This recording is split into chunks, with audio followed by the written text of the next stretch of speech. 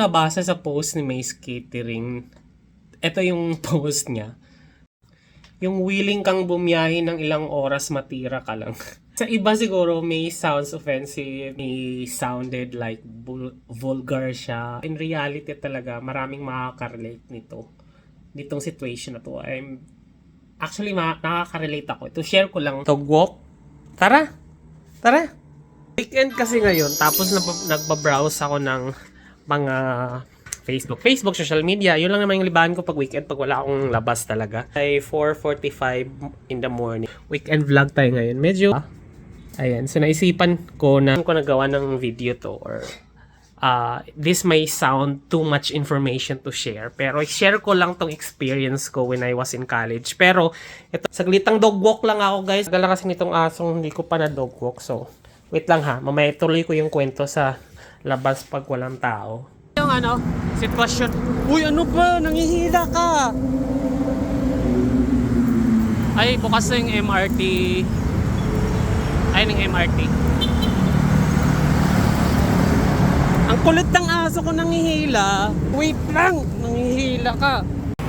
So there, ituloy ko lang yung kwento ko kanina dahil nga nag-dog walk ako at hindi ako nakapag tuloy-tuloy ng vlog outside kasi ang kulit ng aso ko, hindi ako makapag-vlog ng doon sa or makapag-share ng So sabi ko, ay babalik na lang ako pagka-uwi ko, sit down vlog ko na lang. So yun nga, going back doon sa post ni Mace Catering lately, na scroll kasi ako, tapos nakita ko doon sa post niya na mababiyahe ka ng napakalayo para lang matira ka, ganun. It may sound again, going back, as I have said, na it may sounded offensive or yun naman kaya parang di siya vulgar, ganyan. But again, it is relatable and I have relate on that situation when I was in college. So, share ko lang sa inyo. This might be too information to share online, but again, that's part of my life and I have learned a lot towards that experience. Or unstable ka ba, immature ka ba at that time, kasi nga this was happened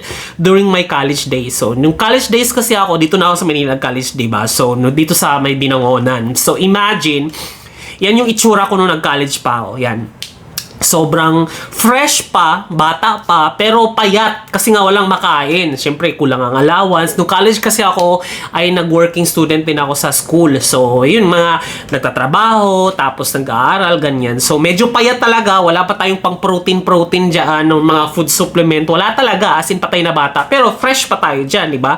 Fresh pa. So, medyo mabenta pa at that time. And at again, during that age, siguro I was 20. Kasi late na kasi ako nag-college, guys. So, mga 22 na yata ako nag-college or 20. Basta late ako nag-college kapag enroll kasi for some reason. So, going back, ito yung age na yan kasi ito yung kataasan ng mga hormonal imbalance pa natin kasi mas mataas yung testosterone level natin dyan.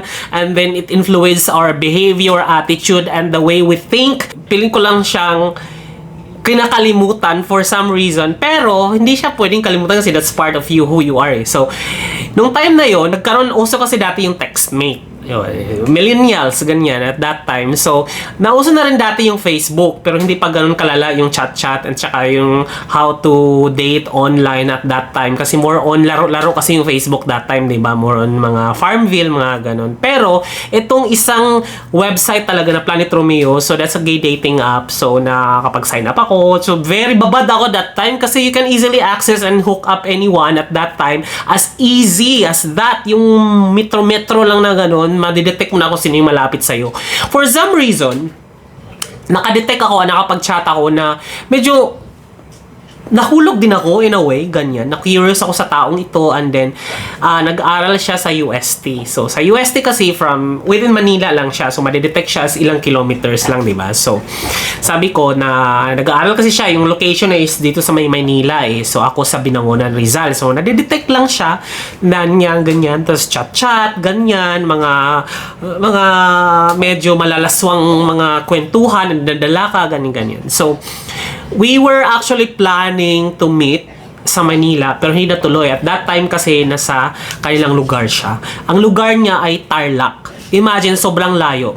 So from Binangonan, Rizal, I have decided to go to Tarlac just to meet this guy. And then, may itsura siya, ma'am ha? May itsura siya. And then at that time kasi, big deal kasi yung masculine, yung mask for mask. Aywan ko lang kung ano pa rin ba siya, big deal pa rin siya ngayon.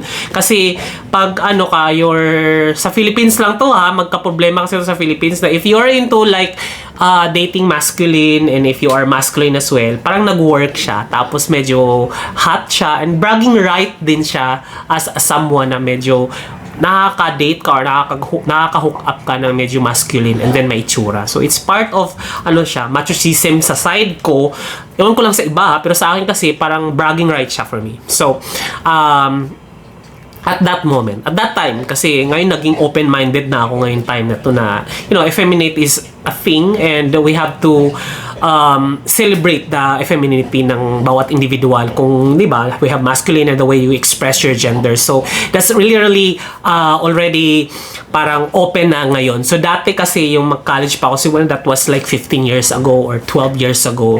Parang the more masculine ka, as much as possible, mas mabenta ka. And then, I find this guy na parang ang hot naman ito, ang pogi, ganyan. And then, ako talaga nag-effort, ma'am. So, curious kasi ako na makuha siya. Alam mo yung makuha siya, yung matikman siya, ganyan. To be vulgar and to be straightforward. Yan. Tapos, at that time, sabi ko, imagine, college pa ako, sobrang limited yung resources ko financially kasi may mga babayaran pang Xerox and yung working student ko. Tapos, in-effort ko talaga siyang mag-ipon ng pamasahe na yun para i-meet siya. And at the same time, gusto niya, pumunta ako doon, weekend yun. So, bumiyahe ako. Nakapag-ipon ako ng pamasahe. So, from Binangonan, Rizal, bumiyahe ako ng jeep papuntang Cubao. Pagdating ng Cubao, hindi ko pa alam na may sakayan pala dyan sa Cubao. Diba? Na meron palang bus papuntang papuntang mga probinsya. Wala ko pang alam. Ang alam ko lang kasi dati nagtrabaho ako sa Monumento, merong station dyan ng bus, terminal para sa mga provinces sa north. Ganyan. So, since aware na ako doon, from Cubao, sumakay pa ako ng bus papuntang Monumento. So, imagine, di ba? Yung sakripisyo para lang sa, kalandian. So, I think I was 20s, nasa 2022, 23, ganyan ako that time. So, nung nandun ako sa bus ng terminal, sumakay ako agad ako. So, puro text kami, puro update. Imagine, di ba? So, pwede akong i-ghosting at pwede akong hindi siputin. And, di ba, pabayaan lang. Pero, sumugal, tumaya talaga ako at that time dahil nga, yun, gusto ko talaga siya eh. So, tsaka gusto ko talaga siyang makuha, ma'am. Gusto ko siyang matikman. Talaga ako mag-effort talaga as much as Tapos, ako kasi, state college ako. So, state university, that's government, owned and operated, funded na So, nung naalaman ko ng UST, okay, my God, UST mukhang may pera to. Ganun. Alam mo na yun, di ba? So, ngayon, biyahe siya sa Monumento, sakay ako ng bus. Pagdating doon, ang pamasahe pa at that time, siguro mga around papuntang Tarlac, mga 400, 500. Di ko na kasi alam ngayon eh. Tapos, pagdating ko doon, nakita ko talaga siya, ma'am. May itsura siya, fresh, ganyan. Mas matangkad ako. Pero, masarap talaga, ma'am. Masarap talaga. Aminin na natin, ha. So, nung minute niya ako doon sa Tarlac, pagdating ko doon, inag-antay ako. May mall doon sa Tarlac, doon sa mismong town proper or city. Ano ba, Tarlac City ba yan? Yung mga ganun. Tas, imagine mo, di ba, parang, ang dami, parang dadaan pa ako ng SLEX pa, NLEX ba yan? North eh. Tapos, papunta pa ako ng, dadaan pa ako ng may bayan pang dadaanan, di ba? Bago, parang, yata yung makikita ko ng mga lahar, nakikita ko na yung mga ganun eh.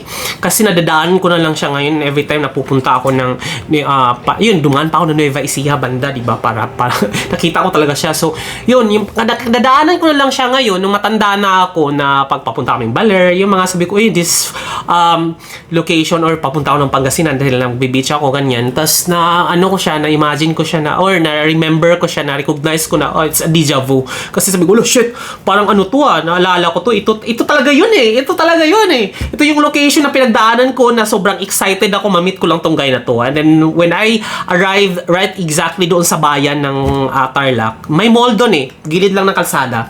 Tapos, okay, nandito na ako, ganyan. So, siya, updated naman siya, ma'am. Nag-text talaga siya. Chat, text. Ay, text pa pala, tsaka chat, ganyan. Tapos, big deal yung data that time eh. So, ano siya, text, tapos papunta na siya. Susunduin na niya ako from his house going doon sa mall. Nakita, nanood pa ako na may pa-show pa doon sa mall na, ang tagal ko, mga 15 minutes sila ako nag-antay. And then I was actually, parang doubt na, sisiputin pa ba ako? Ang tagal naman ng mga wala siyang dalang kotse, so nag-tricycle kami. Nag-tricycle kami from mall going to his house. Tapos, pagdating ko, ma'am, talaga, ma'am.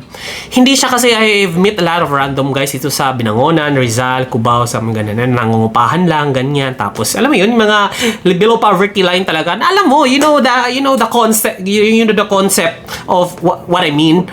So, nung time na yun, pagdating ko dito, gate, ma'am. Gate! Ang laki ng gate. Ganon talaga, ang laki. Tapos, para siyang isolated place or I say, ano siya, secured location na parang mga, it's a 20 minutes drive via tricycle from the mall where we actually depart. Tapos, ang risky, girl. Ang risk. Ngayon ko lang na-realize siya na pwede akong what if sa US to, pwede akong, di ba, mga cannibalism na pala to, or di naman kaya, pwede akong, di ba, hindi na ba ako makauwi ng buhay, or you know what I mean? There are apprehensions na maiisip mo as you grow older, as opposed at that time, wala talaga akong naisip na risk, ma'am. Ang gusto ko lang talaga ay makuha siya at matikman at magkaroon kami ng chinchin tabiro, or kung ano mang mangyari sa amin talaga. Kasi ako yung bumiyahe, so ibig sabihin, ako talaga yung bet ko talaga siya, parang ganon. So, which is, honestly, totoo naman. Ako talagang nag-effort. Tapos, pagdating doon, very accommodating siya, ma'am. Kung pinakain ako and everything, ganyan-ganyan. Tapos, pagdating doon, pinasok niya agad ako sa kwarto ko. Ma'am, ang laki ng bahay, ma'am. Makailang ikuliko-liko pa kami, may sala, tapos nakikita ko talaga yung mga muebles, yung mga hugis ng upuan na ganyan talaga, yung, alam mo yung nakakahoy talagang nara talaga, yung ganon. Tsaka naka-varnish talaga, kita, still vivid pa yung mga nakikita ko sa sala kasi nga, we have to make it quick para makatawid doon sa kwarto niya, ganun. Kasi nandun yung pamilya niya. And then, since nakita nga ako ng kapatid niya, ng pamilya niya, yung ganun, kung sino daw ako, and he actually introduced me. Ito nakakaloka, he introduced me as, kasi college siya, di ba? So, may thesis siyang ginagawa. Ang introduce niya sa akin, ma'am, statistician ako. Yung statistician ba? Ganyan. Diyos ko, naloka talaga ako, ma'am, where this actually came from, the idea, parang very, ang bilis niya, parang, kasi hindi niya alam, pakilala niya ako, naka one night stand. At that time, parang pinakilala niya talaga ako na statistician. Luka talaga ako, pero pinangatawanan ko na, sabi na, okay, kumain na ba kayo? Ganun, sabi na, hindi, diretso na kami sa kwarto kasi tatapusin namin yung, thesis, ganyan, di ba? So, ako naman, para akong na-hypnotize, everything went so fast, so quick, and we have to pretend the whole time na magkaibigan kami and statistician ako. Yun lang bet nun. Pero, behind it, talagang, pak, ganun talaga kami na, ma'am. So, at that time, pumasok kami sa kwarto. So, ma'am, diretso talaga, ma'am. As in talaga, ang lala talaga ng kemerot namin. Kasi nga, we missed each other. And, I really felt that he also liked me. Na at that time talaga. Tapos, and then, top kasi siya. So, very masculine siya. So, ako parang at that time kasi hindi naman ako bottom talagang malala, di ba? Hindi naman ako paluwagan talagang ganun laban na laban. So, at that time. So, parang feeling ko kasi at that time, parang it's also like patriarchal concept na parang babae ka, ikaw yung bottom or something ganyan. Parang it makes you less of parang a babae. Yung ganung context, pero nothing against ha. Kasi nga, different topics naman yun. Pero ganun yung mentality na parang, kikimihin niya ako. Ganun. Tapos pinilit talaga ako, ma'am. Pinilit talaga ako. Tapos, alam mo yung siya talaga nagdala ng buong nangyari talaga. And I can't complain kasi nga teritoryo niya yun. Tapos parang para talaga akong ang dumi-dumi ko, parang gano'n. Shit! Gano'n nangyari ka talaga. Tapos, tapos after nung nangyari talaga namin, syempre natapos na yung di ba? Tapos na yung libido at everything. Nakaraos na. And then I actually went back to my reality. The emotion, my rational, parang bigla akong bumalik sa earth. Alam mo yung ganong feeling? Kasi ano na eh, bumaba na, ano ka na, wala ka na, bumaba na yung level ng testosterone level, kung ano man yung mga explanation scientifically, ganyan. Ang baba, tapos tatapos na kayo, ganyan. And then, I just realized how far I traveled, how extremely effort I took and provided to this guy just to travel and, you know, save some money out of my allowance and kita doon sa sideline ko ng college at saka ng working student ko para lang mapuntahan ko dito at para lang sa libog talaga. I realized it makes me feel talaga super down. And then at that time, parang pinakain naman ako, ganyan. Pero imagine that time, travel, it took 4 hours for me to travel. Parang 2 hours lang naman or 3 hours from Monumento to Tarlac eh. Pero pagdating sa buti kung door to door ang biyahe, pero hindi eh, talagang sasakay pa. Pagdating sa Monumento, sasakay pa ako ng Cubao. From Cubao, pipila pa ako ng jeep papuntang Binangonan Bayan. Pagdating ng Binangonan Bayan, pupunta pa ako dun sa bahay namin ng tricycle. So, a lot of effort nung pauwi na. Doon ko naramdaman na ang layo pala ng binyahe ko, and inabot ako ng gabi para makauwi at pakarating ng bahay. And I just realized how stupid that decision was para lang sa libog. And though the memory itself is still parang something worth it to reminisce kasi this guy is really, you know, good looking, and then he was like very masculine, and he was okay, he's now part of my collection of memories ng mga men na na-encounter na parang something na okay siya ipagmalaki as someone na, you know, I use it like as a bragging right. I counted, okay, this man is, makukonsider ko siya na something worth it at that time na biyahiin. Pero nung pauwi na ako doon ko na-realize na, my God, hindi pala siya worth it. Parang hindi, it's all about libog talaga, ma'am. And it's not empowering as individual. And I just yun yung pinakamalayo talaga ng nabiyahe ko. Siguro yung iba, ang lala, di ba? Pupunta pa ng mga province to province, nasakay pa ng barko, magbubuk pa ng airplane ticket or similar like that. Good thing siguro mas pa sa akin, mas malapit kasi by land siya. But the effort and knowing at that time na I only have like limited resources, and it takes a lot of effort para pag-ipunan yung pamasahe na yun, pauwi. Hindi ako nabigyan. And then this guy is actually from a political dynasty, and hindi ko nababanggitin yung apelyido niya, no? Political dynasty siya. Doon ko lang nalaman nung inadan niya ako sa Facebook, and then parang may kaya talaga sila, tapos from political family talaga yung mga politicians, tapos he was actually like gay, hiding inside the closet na hindi siya out at up until now. Why I know, because maybe sa family niya alam na rin na, you know, with this context na hindi nakapag-asawa, ganun-ganun, malamang mahalata naman yan. Kasi nga, alam mo, after 15 years, when I already established myself na adult na ako, tapos may trabaho na ako, I already how to distinguish the parang bad decision and good decision, what best fits for me, nung mga matured na ako, and how I parang see things in life. Na-meet ko siya kasi I was invited sa isang event dito sa MOA Arena, and then umattend ako. Tapos na-vlog ko to, promise, na-vlog ko to. Tapos yung event na yun. Tapos after so many years na nakapagtrabaho na ako and everything, ganyan, he still remember me. Then I was surprised kasi someone called my name, like literally like he still remember me. Talaga, ma'am. Kasi ako minsan talaga sa mukhaan lang, di ba? Or di kaya, naalala ko to, or di kaya sa so much random parang people I have encountered. Hindi ko na matatandaan yung pangalan. Kasi especially I'm not good with names. Pero mukhaan lang talaga. And then I just realized, parang someone called my name. Nandun si yung barkada ko. Uy, Tansyo, may tumawag sa'yo. Parang ganun. And then, pala, kasi nagka-add kami ng Facebook, di ba? Tapos, he actually followed me. Tapos, nagpa-vlog ako. He followed me. Tapos, hindi ko na bagitin kung mga pamilya, anong apelyido ng family, but they are like a political dynasty sa Tarlac. Tapos, nung time na yon, tinawag niya ako sa MOA.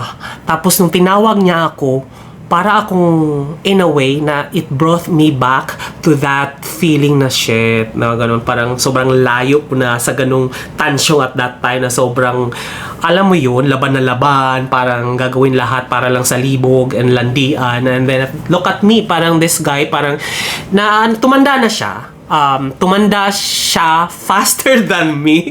Nakita ko kasi yung uban niya, tapos tumangat siya ng ganun. And then, nakikita ko na, siguro kasi malakas siya magsigarilyo eh. So, parang umitim yung labi niya. And then, at that time, he was like, totally fresh.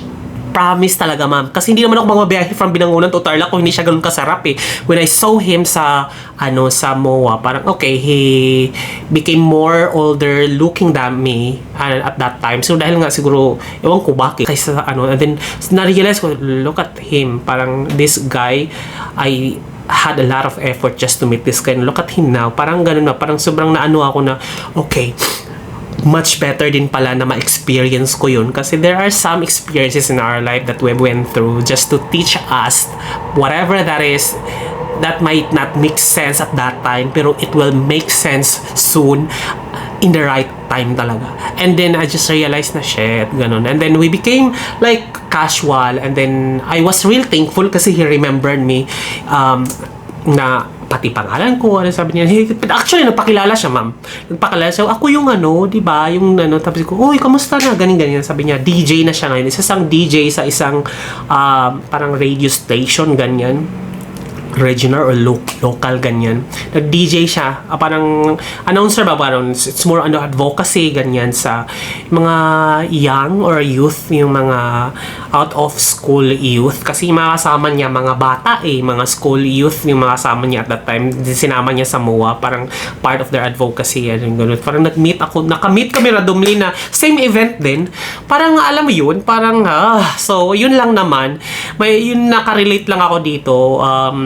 I am pretty sure maraming makaka-relate dito. It might not that far, pero yung iba siguro from from Zambales to kung saang lugar ng Pilipinas. Yung iba pa siguro na mga napapanood ko, di ba, pupunta pa ng abroad, ganyan. Parang hindi na ko na kaya that time siguro. Pero lang ako, nakarelate lang ako dito sa post talaga ni kasi may mga bagay talaga tayong mga hindi tayo rational at that time. We are just basing on how we feel or di kaya based sa ating mga hormonal ganon.